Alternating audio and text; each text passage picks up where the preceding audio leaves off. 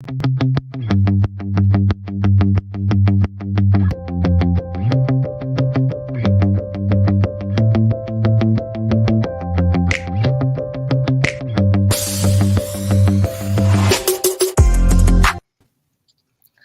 everyone. We're so glad to be back with our second live stream for YaySTEM. And thank you to Keep Indiana Learning for giving us this platform to connect with other educators across the state and beyond. Our subject today is Yay for Teaching, because we're all so passionate about what we do. And it really is about bringing joy to teaching so that we can bring joy to learning. Because if we don't have the joy when we walk into the classroom, it's going to be really hard for the kids to feel the joy as they are learning. So we're really talking about exhibiting the passion in the classroom. We were just talking before we went live about our space in the classroom and how it should be filled with things that bring us joy, so that when we walk in, we are excited to be there, and then the kids won't be able to help from catching that excitement as they come in.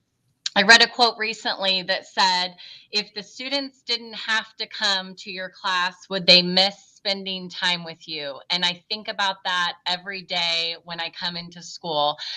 If they didn't have to be here, would they really want to be in this classroom? And I will say, I think I can speak for the three of us coming back from fall break, the first day, man, the hugs and the stories and the kids not being able to contain their excitement to share about their vacation or about staying home and how they missed us and they missed just being in the classroom.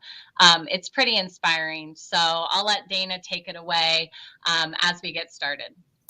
I have to agree. One of my students, who I'm not sure if he's actually paying attention most of the time, he puts his head down. He came running in and said, I missed you so much. And it was the whole reason I should be here today. It was just like the best thing ever, because he was just so excited to be back at school, and it made it so worth it to be back today and get to learn such great things. One thing about showing your excitement and your joy in your teaching is just being yourself. Bring what you love about the world and things that you're interested in to your students. And one way that I know that I love being myself and show myself in everything I do is the way I dress each day. And it helps encourage my students to be themselves. They forgot what we were going to be talking about this week, obviously, and having fall break last week. And when they came running in, they're like, oh, are we doing mushrooms today? And I was like, yes, because what I wear kind of promotes what we're doing and emphasizes that. And so it helps them and it makes them excited about our day. And then it allows our students to be themselves in how they're learning. So, Elaine, how do you help your kids be themselves? Because high school students can be a little bit more reserved sometimes. They sure can. I have this picture up here in the top right-hand corner. These are a couple of my girls in my second year class. And sometimes it takes almost a year for them to be silly enough to try on their swim caps, right, and to pose for you. I want to say this about being yourself. I know that especially as a new teacher, a young teacher, this is intimidating, right? You are afraid to put yourself out there. You're afraid to have that loud, boisterous room, because what if my administrator comes in? And so there's a couple of pieces of advice I give to a 7 to 12 teacher. First of all, I think you need to know, I'm assuming this is teachers as a whole, but I am nervous on the first day, and so are kids. They're really nervous. They don't know you, you don't know them. And in the middle and high school, we have to meet like 150 kids on the first day. It is the most nerve-wracking thing that happens to me all 19 years is, oh my gosh, I have to learn these names. And God forbid I call the kid by their wrong name, which is interesting because I called Karisa's daughter, Emma, for the first 2 months of school because I know her sixth grader better than I knew her ninth grader named Ella. Even put it in emails, you name it. So apologetic. Ella just goes with it. But learning their names right away is super important. But you got to learn, you have to get to know them or else they will never open up in your room. I also am a big proponent of letting them see my imperfections. I mess up constantly. I was going to say that. Showing if you can make a mistake, then they know they can make a mistake. Yeah, and that's part of they see the real Elaine. They see it. This is what it is. And then I think a big thing for me in the high school, especially because they worry about other people looking at them. I teach in a 9 to 12 room. Is they need to know it's a safe space. It's a safe space to express yourself. It's okay to put yourself out there and answer questions. We're going to teach you proper social skills as we go along, but it's okay to put yourself out there. And that takes, you have to build a community in your room, and that takes time. But if you don't lead by being yourself, it will never work out. So I got a few other pictures up here as well, as Karisa kind of tells you what she does. So when we're talking about being a listener and really tuning into what the kids' interests are, I guess I think about how I don't ever run things the same from year to year. So I'll hear from former students like, we didn't do that last year. It's like, I'm trying to get better every year, right? I'm trying to dial into what kids are interested in. And so I think being open and not having a necessarily huge roadmap of a plan of where you're going to go. I have a basic outline of where I want to go, and I know what I need to teach, but I think it's really fun. But Elaine said it can be intimidating for new teachers, and it can be intimidating for someone who's done the job 20 years. You feel the pressure of, conforming to the standards and the things that have to be taught, but being able to have some flexibility with how you teach that is pretty cool. I think the pandemic, we kind of talked last time in our first live stream about how there was some unexpected joy from the pandemic, right? We can connect more online with people. We have better technology, access to technology. We can bring anybody into the classroom right now, virtually, in person. So I think the flexibility piece and really just listening to what your kids are passionate about, because let's face it, it's a great job. We get to bring our passion into the classroom as they're navigating their own. Yeah. Hey, and Chris, on that point, especially if us having children ourselves and they come home and they talk about a project they did in class and they mention something like Hannah Montana that we would know, but no kid in this generation would. That's why we've always got to be recreating ourselves, right? In my room, it's a crime scene. They get irritated. Well, that's not how she died in my room. Well, there's a lot of ways to die. Why would I continue to kill her the same way? And so I totally agree with you about you got to liven it and freshen it and change it, or it gets stale for you and stale for them. And then I think in those pictures also, you can see how you allow people to be themselves. And when they are doing something, you don't oh, that's not how we act. If they're making a joke or being silly, then it's allowed. And they know that if you built that relationship with them, they know how far they can really take it and that they can still be themselves and it doesn't become a behavior issue. But I think also with listening, some ways that I'm able to listen to my students is we do have a morning meeting every morning. And when they come in, I stand at the door like most teachers do, but I actually sit there and ask each one, how was your night? What did you do over the weekend? What are some of the things, I ask them a specific question to try to get things out of them that I know that will promote what their interests are. So then I can think about, okay, the next direction we need to go. Because usually when I do the SH sound, I may do fish. And we do a day with fish things. But a week ago when we were outside, there was this huge thing of mushrooms and no one knew what it was on the playground. And I thought, you know what? That's what we're going to do with SH. We're going to visit mushrooms so they can know what that is and also know what what's poisonous, or are they okay, or not to be scared of them. So it's kind of listening to them, what they do know, what they're interested in, what they want to find out in those questions.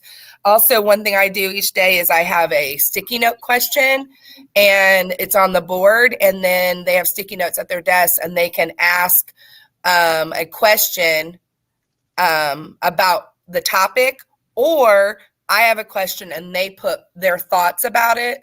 It could be just one word, because some of them don't write complete sentences very well. So they can just put one word, and then that way I know what direction to kind of take our day as well. If they, what they would need to learn from what we're talking about. Yeah. So on that, being a listener in my room, part of the way I keep my kids on track is they do not get to keep their cell phones. They turn in their phones to a central location. But I think we all know how important it is to our students to listen to music. So in my room, we listen to music. The kids are really funny. They'll be like, Miss Townsend, you have the greatest music on. I do not even like what is on, but it's their music. It's their room, right? If we're going to listen to my music, we're going to listen to 80s rock or some 90s pop. But no, in my room, it's what they want to listen to, right? And so it's one of the things that I do to make my room a place for them to learn. You have to really stop yourself in high school as well and listen to their stories, right? You have to listen to some of them. Just, they can wear you out with them, but for many of them, you are their person, and I'm that person for a lot of kids, but they just want you to listen. I have a young man right now that is in my biomed class that just wants to tell me, how did Arkansas play at football this weekend? And we go through the whole game, and he just wants me to be a part of his life. And that's where it's at, some of them, with my kids, this is what gets hard. And I think that we have to give ourselves permission as high school teachers as well. I have a very tight curriculum. I have more curriculum than can fit, and I'm expected to finish it because I have a national exam. However, there are days in here where their discussion goes a direction that is better than what I was going to teach. And so sometimes I just got to say, you know what? It's okay. I'm giving up 15 minutes so we can look deeper into how the eyes work. Or we can look up, there's this one kid in the class that's suffering from such and such. Well, let's look it up. Let's find out what's going on with you. And so we have to listen. And I wanted to give just a short example. This has been many years ago. I used to teach a current events class. I tandem taught with a history teacher, current events and current events and science. And so we kind of traded every week. And one week we were talking about, I don't even know what we were talking about. And the minimum wage had just raised to $7.25. And the kids had decided, now this is probably 10 years ago. Yeah. They decided the minimum wage, anyone can live on it. I'm like, you live under a rock. You have no idea what your grocery bill even is, right? And so what I do, I stopped class. We took 3 days, and they were allowed minimum wage for a week. They had to find a place to live. They had to have groceries. They had to pay electrical bills, right? And so the more was learned in my room that semester because of that activity. They began to grow empathy for people that had nothing but minimum wage. They had a better understanding of what things cost. And so sometimes I think in high school, it's easy to say, no, I can't get off the plan. But what happens many times is when we give them that leeway, we learn more than we ever dreamed we'd learn. I think Karisa does a great job with that. You're sweet.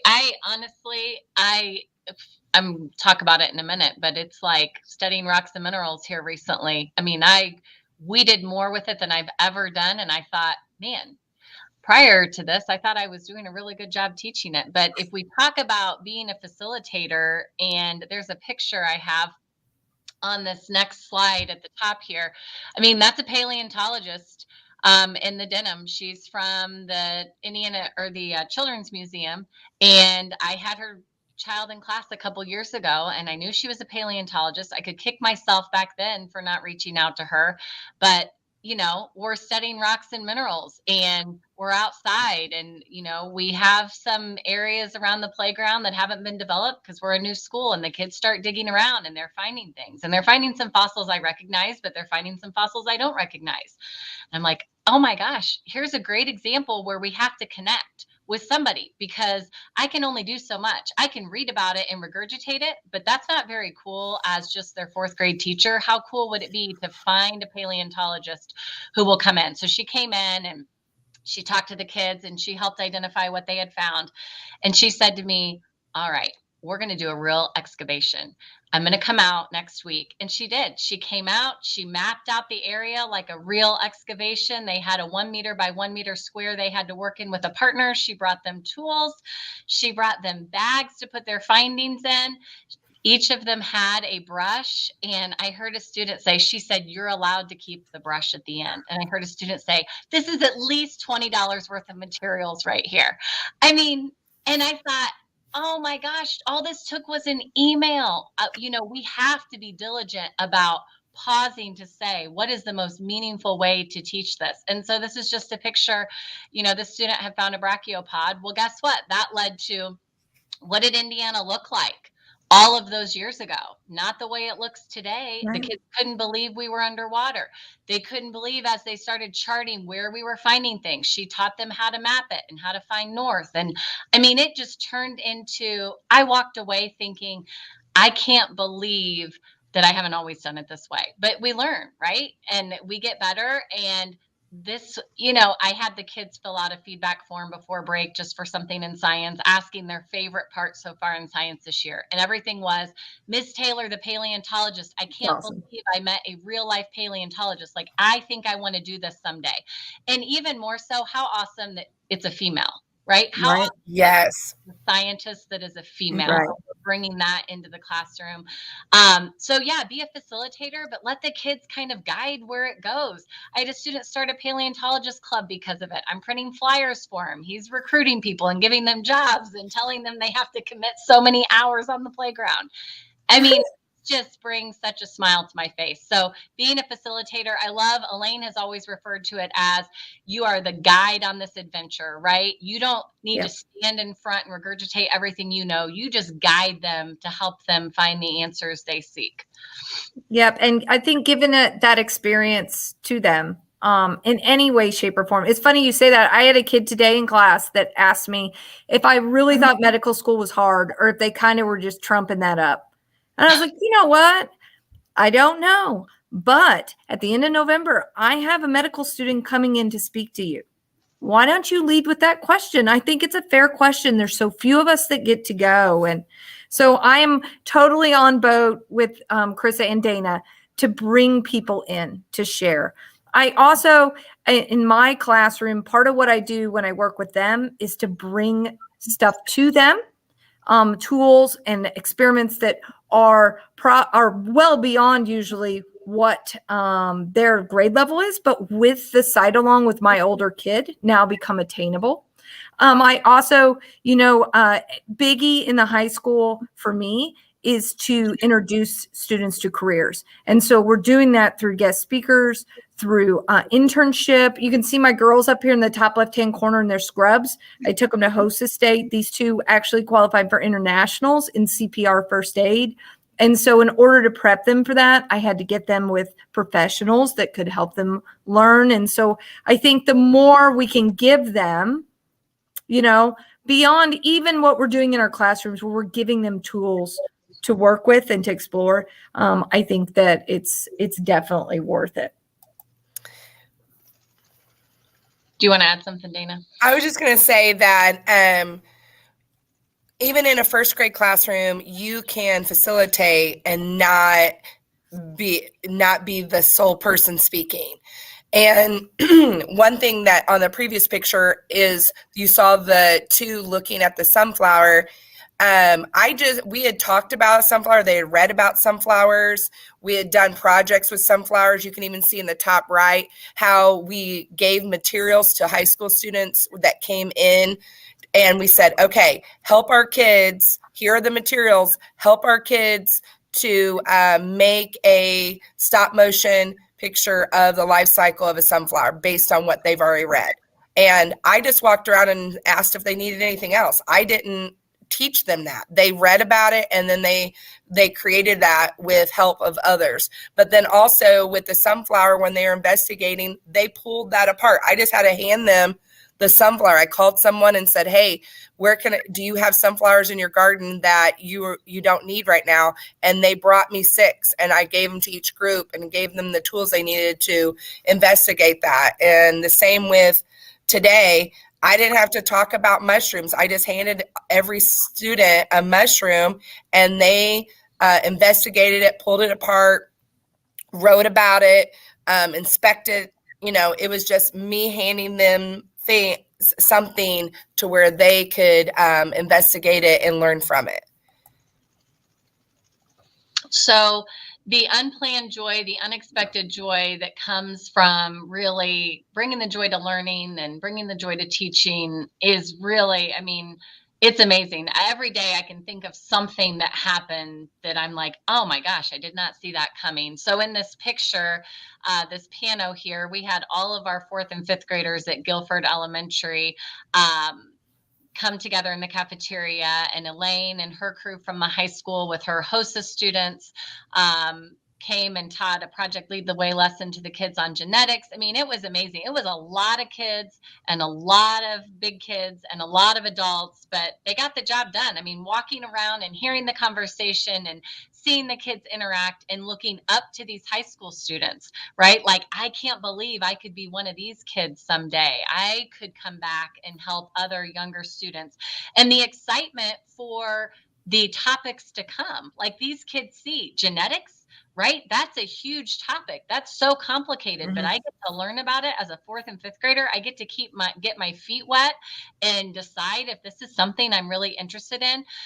So we love that unexpected joy that comes from these kinds of activities together. And we kind of decided, if we talk about igniting this passion and listening and providing, that kind of sets the stage for the steps you can take to get there.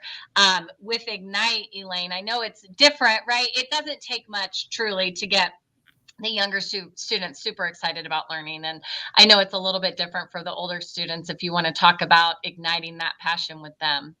Yeah, igniting at the high school level, you got to come in 100% energy every day. Even like when we start the year with the crime scene, we start right away with the crime scene. And it's like, that's all I talk about. I'm like, there's a dead person. There's a dead person. Wait till you see the dead person. You can't even imagine what it looks like, right? And so I'm always trying to throw out there little tidbits of what comes next. Hey, if you just come back, we're going to find out, about this boy that has cancer. And we're going to, so we're always trying to kind of keep that fire lit. My group this year, and it's just so different this year post-COVID because they can be grouped, they're close together. They are so enthusiastic about everything. And so I haven't had to just burn the fire, right? They're excited to learn. And hopefully this is just kind of the trend for the future. This is kind of our first group coming through, these 9th graders that had the imagination lab, had some Project Lead the Way in the middle school. And so I think that one of the things I really tried to do at the high school is I tried to demonstrate my passion and my curiosity. I tell them, they always kind of laugh. They're like, Townsend, all you do is read. And I'll say, I read this article. This lady has no temporal lobe. Can you believe this? She has no temporal lobe. There's just a hole there, yet she's processing around it. And so then it just opens a discussion. And so I'll have kids that'll send me things that are interesting, or they'll say, hey, Miss Townsend, I brought my x-ray. Can we talk about my x-ray? And then, when we get to that part, I'll put it up here and be like, this is so-and-so's x-ray. Look at their back. What do you think's going on? And so giving them a chance to share their passions and finding a way to weave it into my room and to tell stories about my students and about myself. That's one of the ways I ignited. I always am trying to ignite through making it real for them, whether that is that they're coming in, they're going to do a lab where they get to test blood, or, they're doing a case study. and we have this guy that's come in. So those are a couple ways with the high school. Again, always, if it's not relevant to them in the high school, they do not care. So it always has to have that big picture, real world. And so we're always trying to kind of marry those things together. So Dayna, what do you think on listen? Okay. Well, I think that we covered listen pretty well as far as we all are listening to our kids. We're trying to make those connections with them. But also as far as that will also ignite a passion within them to want to come back and learn, because we're listening to them and we're bringing to the table things that they want to learn.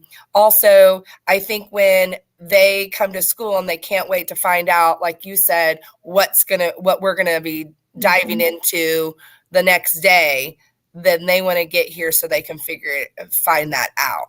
And I think that sometimes I have them actually even listen to a video, like a sci-fi kids or Mystery Doug, one of the Mystery Science, one of those kind of videos on the topic. And then we end up going to where they're discussing and listening to each other, and as well as me listening to them. Yeah. And one of the other things that the listen, I think, especially in a project-based classroom, is open it up. Let the kids express back to you what they know, how they want to. And that's when I get my best work. I used to be back in the day, I need a slideshow and it needs this many slides and it must do this and that. And anymore, I open it up to them and say, you create something to show me you know what you're doing. And when they get that chance to be creative, they rise to the top every single time. I think you're listening that way as well, because you're listening to what their interests are. So then they want to provide to you feedback of what they've gained. Yeah, because it's of what they're interested in. Yeah, for sure. So we also have talked a lot about providing those opportunities by moving on with something that maybe, or taking on the opportunity of what they're talking about at the time, rather than and providing that opportunity right then, and or saying, hey, you know what? I heard you say that you really love sloths. How about next week we learn about that? Maybe you can't dive into it right then, but then you can in a week, or let me gain some more information about that, or let's gain some more information about that together next week or in a few days. So, but by providing that time for them to learn. Yeah. And again, I want to kind of lap back to where we started, that it's okay for your classroom to be loud. It's okay for your classroom to seem like chaos. Every time I go visit Dayna, I can't find her right away. Like you should. She's got a purple wig today, but she's blended in because she's a part of what they're learning. She's not standing at the front. And so I think, these pictures here, I got kids on countertops because that's the best we can do. We've got kids on the floor making robots. And, this cute kid here with the ears, that's my kid. But I mean, Miss Schwannekamp didn't say, Sam, you got to take your ears off.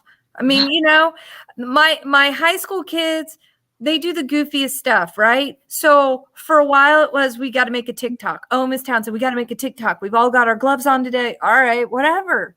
Let them be. They're not hurting anything. Well, now it is, they're on that be real, right? So we got to be real. So then there was like, Miss Townsend, you being real. And so I got to be in like 10 be reals a day so they know where I'm at. But, it's providing that place where learning is fostered, I think. And so my room, if you came and visited my room, you'd be very like, oh, it's very, right? It's not what I would design if it was mine. I would design mine to look like Karisa's and Dayna's, and it'd be like kid in a candy shop. But it's just not built that way. It's built like a high school room. So I have to build it with the ambiance, right? With the music, with the way we interact, with the fact that if they, my principal came to watch us do eye dissection this week. And I said to the kids, if you want to take any eye parts home, you can. And I thought he was going to fall out of his chair. But I said, but you can't use them for evil. And he was like, what? And I was like, well, no eyeballs on a hamburger, no slipping it on a pillow. But because like Dayna said at the beginning, we're teaching them where the limits are. They're not crossing them. But they probably went home and took that lens home and said, look, mom and dad, look what your lens looks like in your eye. And then I won, right? And so I given them that. You've got to trust them, especially in a high school science lab, that they're not going to eat or drink anything, that they're going to be careful with the tools and the tech. But if you do that and let them explore, provide that place, it brings the whole place to life, even if it's not a beautiful, funny, fancy room. So at the end of each of our live streams, we will always offer a chance for feedback. I think feedback is so important. I think we all agree that it's important. It's how we stay connected. There's some questions on there about who you are as the viewers, because I know that we would love to connect. That's why we're doing this, right? The three of us are connected and we love supporting each other, but we would love to bring other people in and hear from you. So this is just a QR code you can scan for the Google form.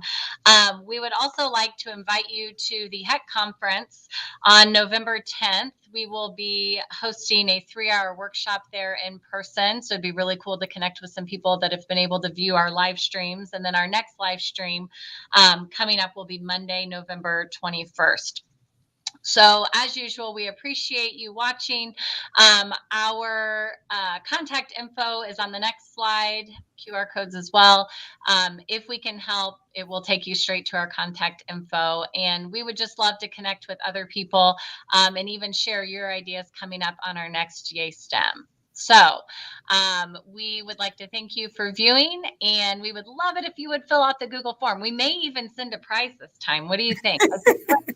Yeah. I think for sure. like that. So anyway, thanks for viewing, and we'll see you next time.